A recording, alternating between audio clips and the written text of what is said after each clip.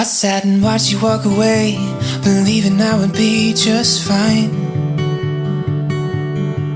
I thought that I could turn the page with a little space and time. I've been getting wasted, wearing out the pavement, calling out your name as if you miss me too. I've been acting shameless out until the AM, waking up with girls who almost look like you. How did it come to this? Why did we call it quits? I always thought that we were going somewhere. What was that something more we both were looking for? I always thought that we were going somewhere new. We were going somewhere. Hi everyone, it's Front Row Phyllis. You know what? My next guest blends the sounds of old school music with new by adding modern pop, soft rock, and a splash of true soul. You have heard his top hits from I Do, Going Somewhere, and so many more. Welcome, Seth Power. Thank you for coming on with us. Yeah, thank you so much for having me. It's a pleasure to be here.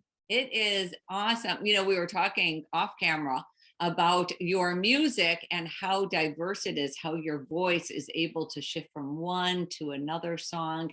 And then we were talking, which I'm kind of skipping ahead, is of course my literally number 2 on my playlist. And that is Going Somewhere. You know, what went into the lyrics? What went into writing Going Somewhere?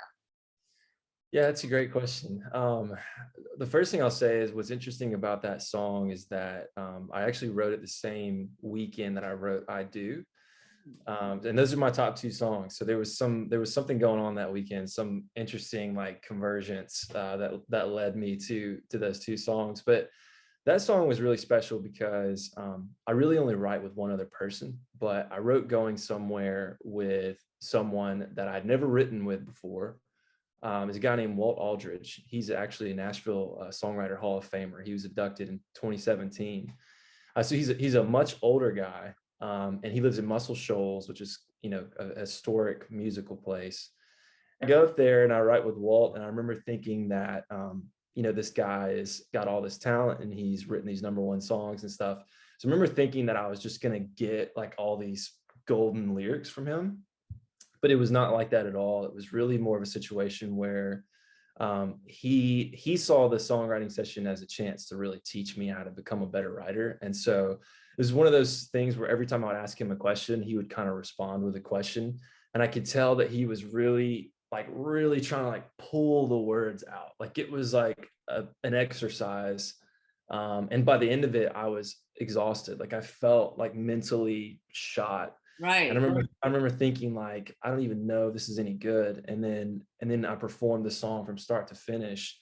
And he and I kind of looked at each other like, oh, that might be the best song I've ever written, and it seems that is kind of what people are saying. So, Well, yeah. I have to tell you, not only are people saying it, but the charts are obviously dictating it because you've Yeah. been on top of the charts and skyrocketing. Like every week it keeps going higher and higher. Yeah. For 18 weeks. I mean, did you ever imagine that, I think that when songwriters write songs, you all hope and pray that it's going to turn out to be, a hit, but you really don't know. And then sometimes No. I've heard the ones that you think are going to be a hit actually don't end up being, right? So it's impossible, honestly, for us to know how people are going to respond to it. And I've had songs that I put out and I've thought, I think that this is going to be a big song, and people don't seem to really care that much. And then I've had songs, interestingly, like I Do was a song that I put together in the studio in about 24 hours. I mean, I just called some people in and we just kind of put it together on the spot very quickly. The whole idea was to make it sound very real and very raw and almost like a live recording, instead of this really polished kind of pop song. And I had no idea that people were going to love it as much as they did, but it's been a high performing song for me. And so yeah, there's really I don't know. There's no, if anybody knew the answer to that question, they would be a billionaire. Exactly. Do you remember the first time? And I love asking this to various artists. Do you remember the first time that you heard your music on the radio? I mean, really, it's got Yeah. to be the most incredible feeling. Yes, it is. It is. It was back. So I do was tested out on Sirius XM, the Okay. Pulse. And so that was back in 2019. And the label actually got them to test it on the radio, and they didn't tell me. And so I literally just got a phone call out of the blue from the head of our label, and he said, "Hey, do you have the Pulse?" And I was like, "Yeah, I have it on my phone." He was like, well, turn it real fast, turn it. And I turned it on there, and my song was like halfway through. And like, I just kind of was on the phone with him, and I kind of turned and looked at my wife, and her eyes just got huge. And I was like, what is going on? And it was just, we started kind of laughing and dancing around the room, and it was very surreal. And Right? I thought it was really cool that they just kind of surprised me with it. And so it didn't end up like going on to do anything that Going Somewhere has done on the radio, but that was my first experience with it. And yeah, it was pretty surreal, honestly. Is that I love that you refer to your wife as your muse. Yeah. And, how has she helped you and really helped inspire you as a singer, as a songwriter? How has that come about? Yeah, that's a good question, because we have a very interesting story. And I actually fell for her whenever I was 14 years old. Wow.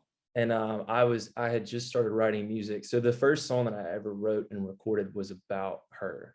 And it's not something that's out there in the world. You can't find it anywhere. It's tucked away.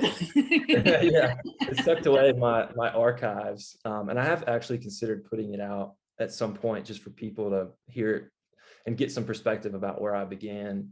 But yeah, the first song actually that I ever like felt motivated to write and record was about her. And so we were really good friends whenever we were younger, but she was older than me, and so I didn't tell her that I had a crush on her and all that stuff. And so it never amounted to anything. And then 7 years went by, and we went in totally different directions. And then we reconnected, and we went on a date, and that was pretty much it. And we've been together ever since. That's such an incredible love story. Oh my. Wow. Well, I know that we have to wrap up, but what can your fans anticipate for this year? I've got a lot of new music in the works. I have expanded a lot in terms of the people that I'm working with. And so we are working on another song for radio. We are just trying to find the right one. We have a few different options. And so we'll definitely be going back with a new song at some point this year. As far as like touring and stuff, I've got some shows that are lined up. But what I'm really trying to do is get on with a larger band or a larger artist, and tour with them. Yeah. And because I've toured the Southeast a good bit, and we've had success in that realm, but it's really time for me to kind of move up a step and start touring on a larger scale with a larger artist. So that's really the goal. So yeah, I mean, new That's music, great. everything is leading towards an album. It's just I'm taking my time to get there. I really want to like, I want this next album to be the most in-depth work that I've ever put out. And so I'm taking my time. It takes time. It definitely takes time to do that. And, and it's hard. And all of a sudden you have all of these songs, and then you have to figure out which songs actually you want to put on that album and to Yes. get out there. I mean, it's really, I don't envy you guys at all. It's a lot of like mind stuff, Absolutely. really, it really is, from touring to performing to writing the songs, and then figuring out what's going to be the best for our fans to get out there, and then increase our fan base. And how do we get more fans and people that really wouldn't listen to me before, and stuff like that. Yeah, for sure. Oh, well, thank you again for joining us. I know, I definitely know why your fans are so passionate about you and your music. It's incredible. Thank you again for taking the time. Yeah, thank you so much for having me.